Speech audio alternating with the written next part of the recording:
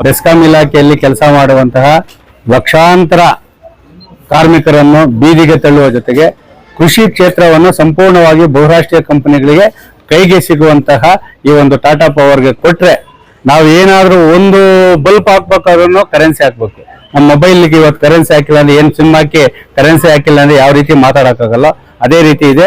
ನಿಮ್ಮ ಬೆಸ್ಕಾಂ ಇಲಾಖೆಯ ಅಧಿಕಾರಿಗಳೆಲ್ಲರೂ ಎಲ್ಲ ಹಿರಿಯ ಅಧಿಕಾರಿಗಳು ಕಿರಿಯ ಅಧಿಕಾರಿಗಳು ಸಹ ಈ ಒಂದು 19 ಜಿಲ್ಲೆಯಲ್ಲಿ ಎಲ್ಲ ಬೀದಿಗೆ ಇಳಿದು ಹೋರಾಟ ಮಾಡ್ತಾ ಇದ್ದಾರೆ.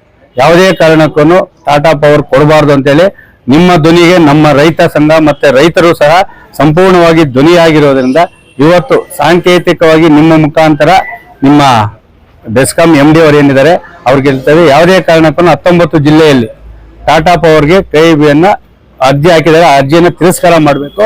ಯಾವುದೇ ಕಾರಣಕ್ಕೂ ಅವರಿಗೆ ಗುತ್ತಿಗೆ ಕೊಡಬಾರದು ಅಂತೇಳಿ ಇವತ್ತು ನಿಮ್ಮ ಮೂಲಕನೂ ಒಂದು ಮನವಿಯನ್ನು ಸಲ್ಲಿಸ್ತಾ ಇದ್ದೀವಿ.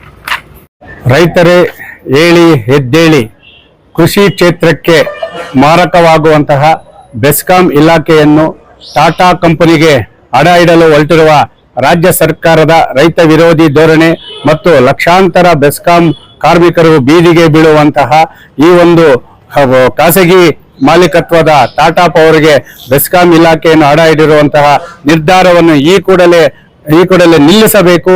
ನಮ್ಮ ಕ್ಷೇತ್ರ, ನಮ್ಮ ವಿದ್ಯುತ್ ಕ್ಷೇತ್ರ ಖಾಸಗೀಕರಣ ಮಾಡದಂತೆ ರೈತರೇ ಹೇಳಿ ಎದ್ದೇಳಿ, ಎಚ್ಚೆತ್ತುಕೊಳ್ಳಿ. ಈಗ ನಾವು ಮೊಬೈಲ್ಗೆ ಸಿಮ್ ಹಾಕಿ ಕರೆನ್ಸಿ ಹಾಕಿ ನಾವೇನು ಮಾತಾಡ್ತಾ ಇದೀವೋ, ನಾವೇನು ವಾಟ್ಸಪ್ ಫೇಸ್ಬುಕ್ ಅನ್ನು ನಾವು ಯೂಸ್ ಮಾಡ್ತಾ ಇದೀವೋ, ಅದೇ ರೀತಿ ಟಾಟಾ ಕಂಪನಿಗೆ ಏನಾದ್ರೂ ನಮ್ಮ ಬೆಸ್ಕಾಂ ಇಲಾಖೆಯನ್ನು ಅಡ ಇಟ್ಟಿದ್ದೇ ಆದರೆ, ಅವರಿಗೆ ಪರವಾನಗಿ ಕೊಟ್ಟಿದ್ದೇ ಆದರೆ ಸಂಪೂರ್ಣವಾಗಿ ನಮ್ಮ ಕೃಷಿ ಕ್ಷೇತ್ರವನ್ನು ಬಂಡವಾಳಶಾಹಿಯ ಮತ್ತು ಬಹುರಾಷ್ಟ್ರೀಯ ಕಂಪನಿಗಳ ಕಪಿಮುಷ್ಟಿಗೆ ಸಿಲುಕಿ ನಾವು ಇವತ್ತು, ಯಾಕಂದ್ರೆ ಬೋರ್ವೆಲ್ ಅಲ್ಲಿ ಕೊಳವೆ ನೀರು ಹತ್ತಬೇಕಾದ್ರೆ ಸಿಮ್ ಹಾಕ್ಬೇಕು, ಅದಕ್ಕೆ ಕರೆನ್ಸಿ ಹಾಕ್ಬೇಕು. ಆದ್ರೆ ಇವತ್ತು ಬೆಳೆದ ಬೆಳೆಗಳಿಗೆ ಮಾರುಕಟ್ಟೆ ಉತ್ತಮವಾದ ಬೆಲೆ ಇರಲ್ಲ. ಅಂತಹ ಸಂದರ್ಭದಲ್ಲಿ ನಮ್ಮ ಕರೆನ್ಸಿ ಹಾಕಿದ್ರೆ ಮಾತ್ರ ವಿದ್ಯುತ್ ಕೊಡ್ತಾರೆ, ಇಲ್ಲ ವಿದ್ಯುತ್ ಕೊಡಲ್ಲ. ಇದರಿಂದ ಮನನೊಂದಂತಹ ರೈತರು ಏನ್ ಮಾಡ್ತಾರೆ ಅಂದ್ರೆ ಕೃಷಿನೂ ಬೇಡ, ಅವ್ರಿಗೆ ಕರೆನ್ಸಿ ಹಾಕೋದು ಬೇಡ ಅಂತ ಹೇಳ್ಬಿಟ್ಟು ಪುರಾತನ ಕಾಲದ ಅಂತ ಎಣ್ಣೆ ದೀಪಗಳಿಗೆ ಮತ್ತೆ ಮಾರು ಹೋಗ್ಬೇಕಾಗ್ತದೆ. ಕೃಷಿ ಕ್ಷೇತ್ರದ ಕೃಷಿ ಭೂಮಿಯನ್ನು ಕಳ್ಕೊಂಡು ನಮ್ಮ ಸ್ವಾಭಿಮಾನದ ಬದುಕನ್ನು ನೀಡಿರುವ, ನಮ್ಮ ಬದುಕನ್ನು ಇವತ್ತು ಬೀದಿಗೆ ತಳ್ಳಿರುವಂತಹ ಹುನ್ನಾರವನ್ನು ನಡೆಸುತ್ತಿರುವ ರಾಜ್ಯ ಸರ್ಕಾರದ ರೈತ ವಿರೋಧಿ ಧೋರಣೆ, ಬೆಸ್ಕಾಂ ಕಾರ್ಮಿಕರಿಗೆ ಮಾರಕವಾಗಿರುವಂತಹ ಬೆಸ್ಕಾಂ ಯುವ ನೀತಿಯನ್ನು ಖಂಡಿಸಬೇಕು. ಯಾಕಂದ್ರೆ ಈಗಾಗಲೇ ರಾಜ್ಯಾದ್ಯಂತ 19 ಜಿಲ್ಲೆಗಳಲ್ಲಿ ಈ ಒಂದು ಟಾಟಾ ಪವರ್ ಕಂಪನಿಯ ವಿರುದ್ಧ ಸಿಡಿದು ನಿಂತಿದ್ದಾರೆ. ಅದರಂತೆ ಕೋಲಾರ ಜಿಲ್ಲೆಯಲ್ಲೂ ಸಹ ಎಲ್ಲಾ ತಾಲೂಕುಗಳಲ್ಲೂ, ಎಲ್ಲಾ ಹೋಬಳಿಗಳಲ್ಲೂ, ಗ್ರಾಮೀಣ ಪ್ರದೇಶಗಳಲ್ಲಿ ರೈತರು ಸಿಡಿದು ನಿಲ್ಲುವ ಮುಖಾಂತರ ಯಾವುದೇ ಕಾರಣಕ್ಕೂ ನಮ್ಮ ಸ್ವತಂತ್ರದ ಹಕ್ಕಾದಂತಹ ಈ ಒಂದು ವಿದ್ಯುತ್ ಕ್ಷೇತ್ರವನ್ನು ಯಾವುದೇ ಕಾರಣಕ್ಕೂ ಟಾಟಾ ಕಂಪನಿಗೆ ಅಡ ಇಡಬಾರದು.